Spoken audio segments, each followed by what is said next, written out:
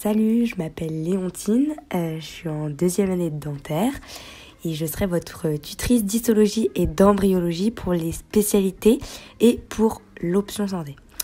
Du coup, aujourd'hui, je vais vous faire un cours d'anatomie sur l'épaule. Alors, j'ai décidé de vraiment centrer sur les points compliqués de ce cours. Donc, on va voir la coiffe des rotateurs et on va vraiment centrer sur le dernier schéma du cours de Monsieur Hamel où il explique les ligaments et les muscles qui interviennent dans la stabilité de l'articulation de l'épaule. Du coup, ici, vous avez l'humérus en vue antérieure. On peut voir ici le tubercule majeur sur lequel viendra s'insérer le supraspinatus et vous avez aussi le tubercule mineur où viendra s'insérer le subscapulaire.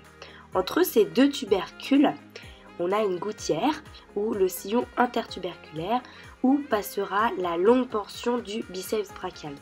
Juste un petit rappel, faites attention, Monsieur Hamel il aime bien piéger sur la longue portion du biceps brachial ou la longue portion du triceps brachial où elle s'insère au-dessus de la glène ou en dessous de la glène ou quel est le muscle, quel est le tendon qui passe dans cette gouttière.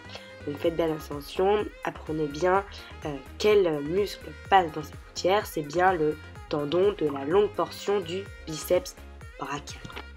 Et aussi une chose à bien comprendre, c'est qu'en fait il n'y a qu'un seul muscle qui s'insère sur le tubercule mineur, c'est le subscapulaire. Le grand rond et le grand dorsal, ils vont eux s'insérer sur la lèvre médiale du sillon intertuberculaire. Voilà, c'est vraiment ça à comprendre. Et aussi une petite particularité, on dit que le grand dorsal, il est en avant et en dessous du grand rond lorsqu'il s'insère sur l'humérus. C'est pour ça qu'on ne le voit pas très bien sur le schéma. Mais voilà, le grand dorsal, il est vraiment en avant et en dessous de l'insertion du grand rond sur la lèvre médiale du sillon intertuberculaire. Sur une vue postérieure de l'humérus, le tubercule mineur n'est plus visible. Il ne reste plus que le tubercule majeur qui est visible. Et là-dessus, on a toujours le supraspinatus qui vient aussi bien s'insérer en antérieur qu'en postérieur de l'humérus. En dessus, on a l'infraspinatus et le petit rond. Ces trois petits muscles, ils font partie de la coiffe des rotateurs au sommet du tubercule majeur. Donc, il y a 4 muscles qui font partie de cette coiffe des rotateurs. Le supraspinatus qui surplombe l'infraspinatus et qui lui-même surplombe le petit rond. Et à ces 3 muscles, on rajoute le subscapulaire qui, rappelez-vous, est sur la face antérieure de la scapula. Et donc tout cela, tous ces 4 muscles sont des muscles rotateurs, sauf un, c'est un piège, c'est le supraspinatus. Donc en gros, il y a 4 muscles qui font partie de la coiffe des rotateurs, mais il y en a un qui n'est pas rotateur, c'est le supraspinatus. On va maintenant passer à la vue antérieure des articulations de l'épaule. Tout à l'heure, j'ai vite fait aborder 2 fausses articulations, mais en réalité, il y en a 5.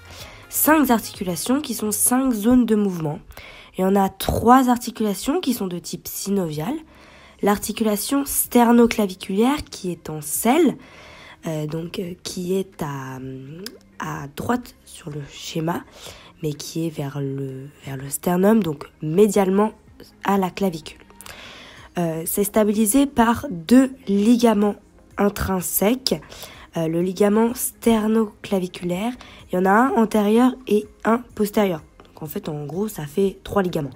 Et il y en a aussi un autre, le ligament interclaviculaire, aussi appelé ligament jugal.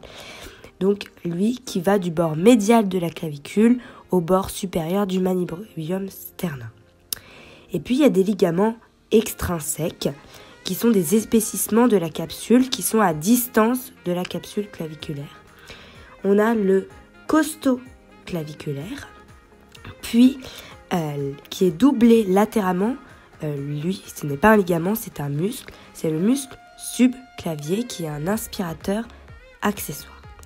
Donc l'articulation sternoclaviculaire est stabilisée par 3 ligaments et un muscle. Il faut savoir qu'en fait la différence entre des ligaments intrinsèques et extrinsèques, c'est qu'en fait les extrinsèques ils sont plutôt à distance de l'articulation. Comme vous voyez, là les 2 ligaments, le ligament et le muscle, ils ne sont pas vraiment côte à côte ils ne touchent pas l'articulation sternoclaviculaire. Ils sont insérés sur la clavicule et la première côte. Alors que les ligaments intrinsèques, qui sont le sternoclaviculaire et l'interclaviculaire, ils sont vraiment au contact de cette articulation sternoclaviculaire. Voilà la différence entre intrinsèque et extrinsèque.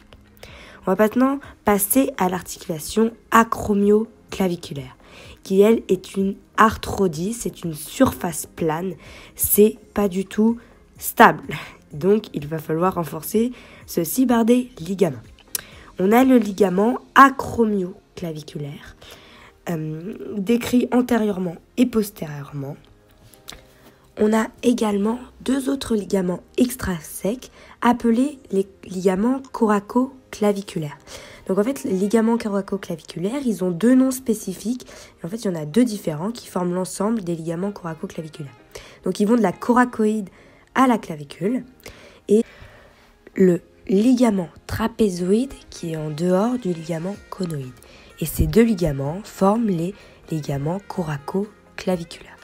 Ils sont acessoïdes et ce sont des ligaments extrinsèques qui permettent de stabiliser l'articulation acromioclaviculaire. Il y en a un autre, un ligament, qui n'a pas trop d'utilité parce qu'il va de la scapula à la scapula. En fait, c'est le ligament acromio-coracoïdien. Donc, comme son nom l'indique, il va de l'acromion jusqu'à la coracoïde. Mais en fait, il va de la scapula à la scapula. Donc, son intérêt mécanique est peu conséquent.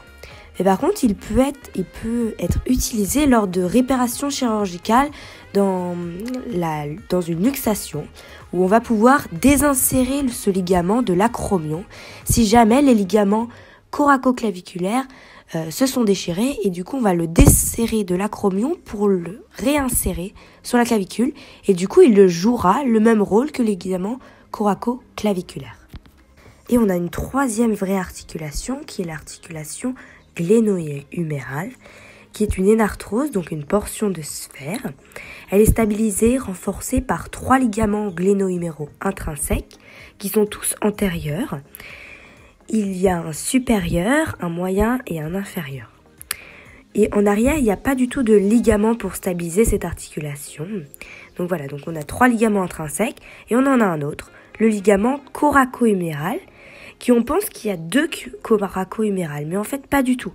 C'est juste qu'il se divise, il devient bifide à un moment donné, et va donc s'insérer, il a deux faisceaux, il va s'insérer à un moment son faisceau supérieur sur le trochiter et son faisceau inférieur sur le troquin. Donc en fait, le ligament coraco-huméral, il n'y en a pas deux, il est juste bifide.